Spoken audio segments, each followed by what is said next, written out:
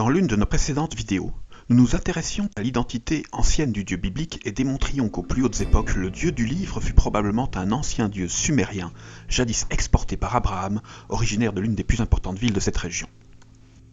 Mais au cours de sa longue histoire, le dieu du livre n'eut pas toujours qu'un seul nom. Il fut à un moment le meneur d'un groupe d'exilés d'horizons très différents, n'ayant pas toujours exactement les mêmes considérations religieuses. En effet, la chose est très clairement notifiée à même nos textes, au temps de Moïse, il y eut un syncrétisme religieux entre au moins deux groupes distincts, ayant des visions culturelles légèrement différentes au sujet de la divinité.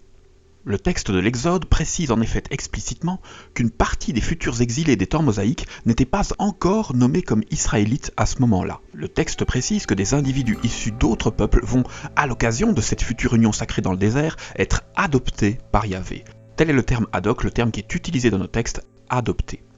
Or, cette adoption impose évidemment à comprendre que ces peuples n'étaient pas considérés comme étant israélites avant cette décision, et qu'ils furent bien ensuite considérés comme tels dans la suite du récit. Il y eut donc bien, à un moment, au moins deux groupes différents, vénérant tous deux ce même Dieu, mais avec quelques variantes. C'est ce qui est très explicitement notifié dans nos textes, en des passages jadis jugés comme sacrés puisque directement issus de la bouche du Dieu. Et, à l'occasion de cette annonce d'adoption faite par l'entité divine, une très importante précision nous est donnée.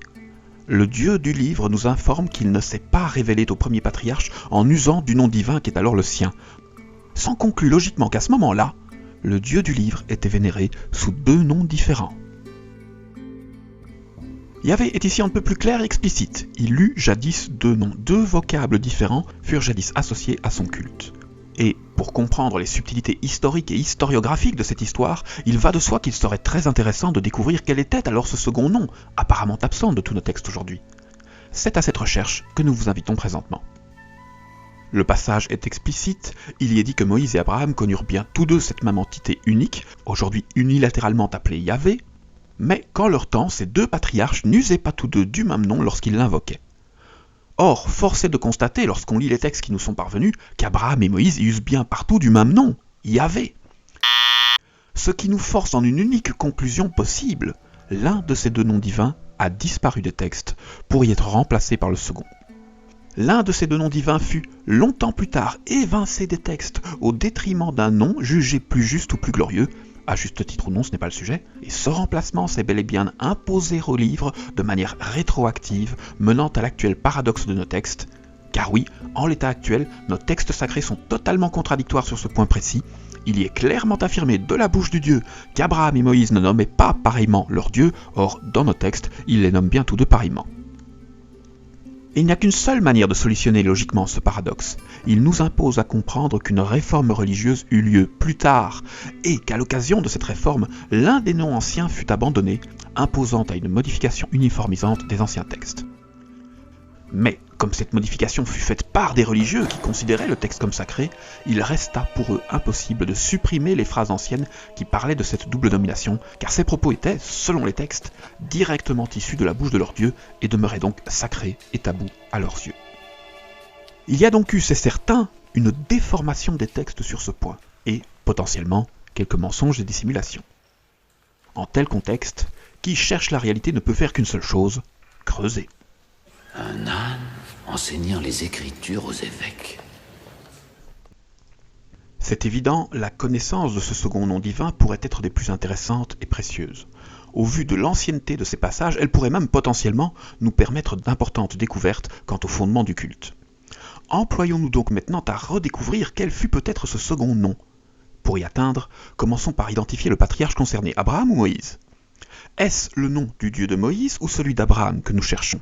Lequel des deux utilisait jadis le vocable Yahvé pour invoquer son Dieu et lequel des deux utilisait cet autre nom pour l'heure disparu, sachant que l'utilisation d'un nom par l'un de ces patriarches exclut le même emploi par l'autre? Ce point-ci peut assez facilement se conclure. Comme nous l'avons longuement démontré dans nos livres et l'expliquons sommairement dans nos vidéos, le nom ancien de Yahvé, Yahou, Yah, est directement issu de Mésopotamie, où il était encore pareillement nommé, ce qui est confirmé conjointement par l'archéologie et par les sources bibliques qui donnent cette région pour origine du culte, déjà au temps de l'Éden et plus tard encore au temps d'Abraham et ses pères, qui vénéraient déjà tous Yahvé alors qu'ils vivaient encore tous en ces régions. C'est donc logiquement Abraham qui nommait jadis son Dieu en utilisant ce vocable Yahvé, nom issu de la ville et de la culture dont il provient. S'en conclut donc logiquement que Moïse ne l'utilisait pas. Le Dieu décrit dans ces passages-là de nos textes, les passages de l'Exode, portait donc à cette époque-là un autre nom que nous allons maintenant identifier. Les noms des dieux, c'est certain, ne disparaissent pas facilement de l'histoire. Même lorsque certains s'acharnent à les faire disparaître, ils persistent. Il est donc assez peu probable qu'un tel nom divin pût être totalement effacé de nos textes sans que n'en subsistent au moins quelques indices. Et il se pourrait même qu'il reste dans nos livres des traces de l'effacement en lui-même. Commençons par examiner ce point-là. Y aurait-il plus loin dans la Bible un nom qui soit à un moment devenu tabou, un nom qu'il fut alors interdit d'associer à Yahvé? Lisez vous-même le texte si vous ne le croyez pas, mais il n'y en a qu'un. Il n'y a qu'un seul nom pareillement devenu tabou dans toute la Bible, qu'un seul nom divin qui fut explicitement interdit alors qu'il était encore associé à Yahvé en ces temps-là, et ce nom c'est Baal. C'est dans le texte du prophète Osée qu'est référencé cet interdit très formel. Osée est un prophète israélite qui vécut au temps du règne de Jéroboam II, soit vers le milieu du 8e siècle avant Jésus-Christ, et en son texte, Osée formule l'interdit divin de nommer le nom de Baal et il l'interdit d'associer ce nom à celui de Yahvé. Et le texte formule cela en avouant bien implicitement que ce nom fut bien jadis associé à ce Dieu. Oui, il y est dit que le nom de Baal ne doive plus être associé à Yahvé. Tu ne m'appelleras plus mon Baal, exprime limpidement Yahvé. À moins de nous mentir à nous-mêmes, ce plus implique logiquement que cette association à Baal fut jadis très concrète. C'est écrit, Yahvé s'est appelé Baal, au moins à un moment. Et c'est pareillement écrit, en cette époque du prophète Osée, ce nom est devenu interdit. Il est ici très clairement stipulé que le nom Baal ne doit plus jamais être associé au Dieu biblique, d'où qu'il ne le sera effectivement plus par la suite, mais cela implique aussi qu'il dut forcément jadis y avoir de pareilles associations nominales en nos textes plus anciens, or elles ne s'y trouvent plus. Nous forçons donc à conclure qu'ils ont bel et bien appliqué cet ordre, et changé les anciennes nominations du texte afin d'en faire disparaître le nom interdit. Or, comme les historiens l'auront probablement déjà compris, cet interdit sacré énoncé par le prophète Osée est justement historiquement suivi de l'une des plus grandes réformes religieuses de tout le judaïsme ancien. En effet, à peine une ou deux générations après la formulation de cet interdit, a lieu la fameuse réforme religieuse du roi Josias, réforme qui est elle-même longuement commentée dans la Bible puisque c'est très probablement à l'occasion de cette réforme que fut compilée la plus ancienne version de ce que nous appelons aujourd'hui l'Ancien Testament. Comme longuement décrit dans les textes des rois, les prêtres du temps de Josias redécouvrirent alors cachés dans le temple les textes fondateurs du judaïsme, et la relecture de ces textes anciens engendra à ce moment-là son lot de changements importants. Elle sera l'occasion d'une indignation personnelle du roi Josias qui déchira sa chemise lorsqu'il entendra ces textes, et d'une indignation collective ensuite du fait de la redécouverte des éléments jadis incompris de leur passé. Sous la férule de Josias, de très nombreuses réformes seront alors mises en place et l'entièreté des textes religieux furent alors remplacés par de neuves transcriptions de ces écrits retrouvés, adjoints de textes plus récents formant l'ébauche du corpus de textes qui nous parviendra ensuite. Oui mais voilà, cette refonte effective des textes et pratiques anciennes textuellement décrites et considérées comme historiquement pertinentes intervient à la suite de cet interdit formulé par Osée, et dans le contexte d'une guerre de Josias contre les dieux Baal.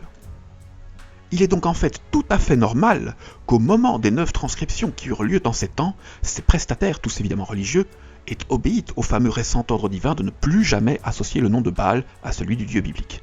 S'ensuit qu'ils ont, très probablement, modifié le nom ancien du dieu à ce moment-là, puisqu'ils ne pouvaient pas faire l'inverse. Ces transcripteurs auraient-ils pu faire autrement que d'obéir à cet ordre, qui, à leurs yeux, était éminemment sacré, puisque directement issu de la bouche de leur dieu? C'est très peu probable. Il est infiniment plus crédible de considérer qu'ils obéirent jadis tous simplement à leur loi, à leur Dieu, à son prophète, et qu'ils transcrivirent donc bien à ce moment-là cet texte ancien sans plus notifier Yahvé comme étant un Baal. Comme ordonné, ils retirèrent du récit toutes les mentions de Yahvé en tant que Baal, et remplacèrent chaque fois ce nom rejeté par celui préféré de tous en leur temps, Yahvé. Formant ainsi le texte que nous connaissons, où Yahvé est le nom invoqué par Abraham tout comme par Moïse, alors même que le texte affirme qu'ils usaient de noms différents. Alors évidemment, on comprend assez aisément le pourquoi de cet interdit et de cette disparition. Baal est un dieu éminemment ancien dont les pratiques remontent à des temps encore très barbares. Ses rites, jadis connus de tous, étaient particulièrement honnis dans l'Antiquité. Rappelons-le, Baal fut pendant très longtemps un dieu principalement connu et défini par une chose, le sacrifice des enfants premiers-nés.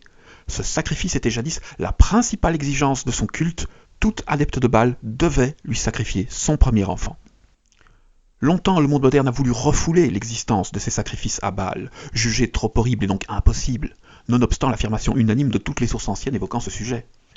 Mais les fouilles archéologiques ont aujourd'hui permis d'entériner la certitude absolue quant à l'existence de cette pratique et sa banalisation aux plus hautes époques, notamment lors des fouilles d'Ernest Bellet et plus tard celles de l'UNESCO, au niveau du Tophet de Carthage, qui contient encore aujourd'hui les restes visibles de dizaines de milliers d'enfants jadis tous sacrifiés à Baal en cette unique cité.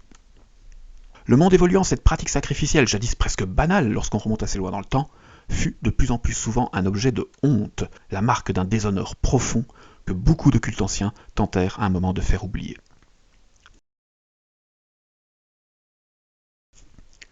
Bien sûr, officiellement, Baal est le pire ennemi de Yahvé et n'a absolument rien à voir avec lui.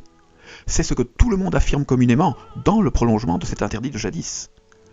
Officiellement, Baal est un culte concurrent de Yahvé, un farouche adversaire contre lequel il bataillera effectivement très longtemps, notamment dans les livres des rois. Oui, Yahvé luttera contre le culte de Baal, il est son pire ennemi. Mais n'a-t-on justement comme pire ennemi que la plus mauvaise part de nous-mêmes? N'est-ce une lutte contre ses propres anciennes pratiques auxquelles s'adonne alors le culte? Car, rappelons-le, Yahvé aussi a exigé le sacrifice des enfants premiers-nés. C'est très clairement écrit dans nos livres. Oui, il y eut une concurrence bien réelle entre le culte de Baal et le culte de Yahvé. Elle est décrite à plus de 100 reprises dans la Bible. Et cette concurrence a fait exclure de l'esprit de beaucoup que Yahvé puisse lui-même avoir jadis été un dieu Baal. Or, logiquement, cela ne l'exclut pas. Les Baals étaient jadis nombreux et se faisaient la guerre. Yahvé nous est présenté comme occupé à batailler pareillement contre ces Baals. Il peut donc être un dieu différent, ou être lui-même un de ces dieux Baals, celui qui, historiquement, gagnera cette bataille, imposant aux classiques déformations de nos textes par le point de vue du culte vainqueur, un grand classique en historiographie.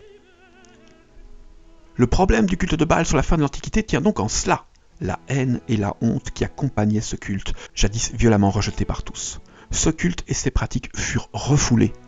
Il est donc en fait tout à fait normal que le culte de Yahvé formulât à un moment l'exigence d'une dissociation vis-à-vis de ce nom. D'un point de vue psychanalytique, c'est un refoulement qui est notifié dans la Bible en ce passage. Yahvé affirme qu'il a été nommé Baal et interdit à quiconque de le rappeler, c'est un refoulement.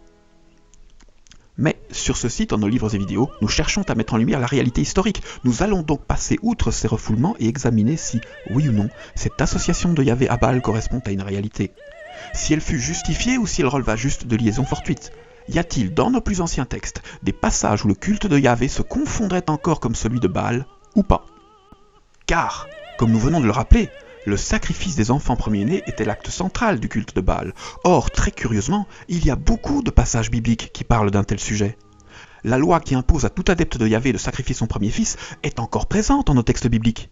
Certes, cette loi est aujourd'hui adjointe d'une possibilité de substitution, on peut sacrifier un animal à la place de l'enfant, mais comme l'histoire en témoigne par milliers d'exemples, ce genre de substitution n'est par définition jamais originelle.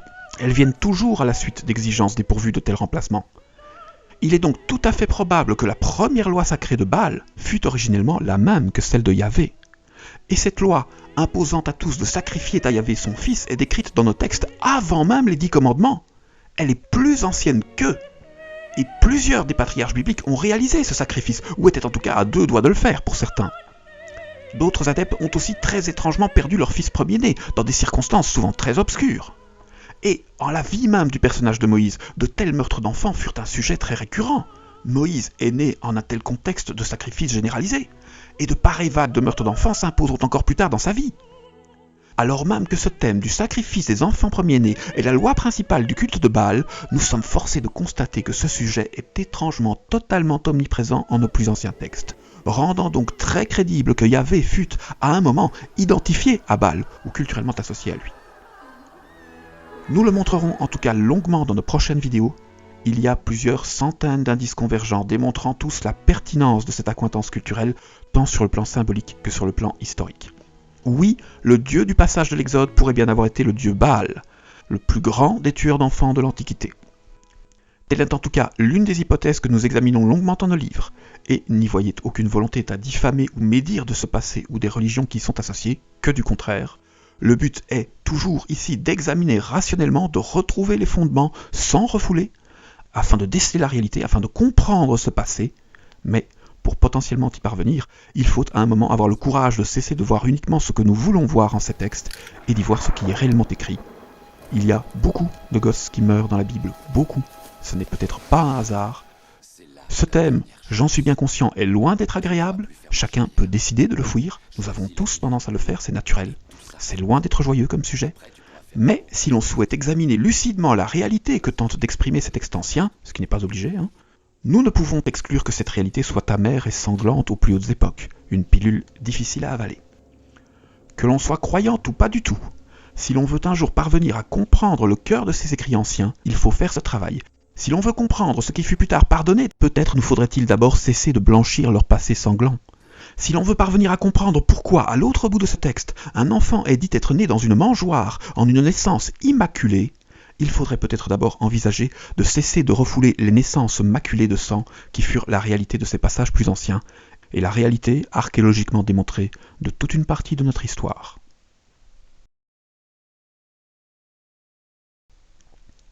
Je ferai d'ici peu quelques présentations vidéo sur ce thème, mais comme vous le comprendrez j'espère, ce sujet-là ne se prête pas facilement à ce type de support. C'est un sujet délicat, nécessitant une certaine complétude d'analyse, et visuellement il risquerait fort d'être très déplaisant. Je vous renvoie donc prioritairement à mes livres si vous souhaitez pleinement explorer ces aspects du passé biblique. Visuellement, nous ne présenterons ici que des ébauches, et nous reviendrons ensuite à des sujets plus légers. Merci de votre écoute, et heureuse neuve année à tous. Au revoir. Comme un petit point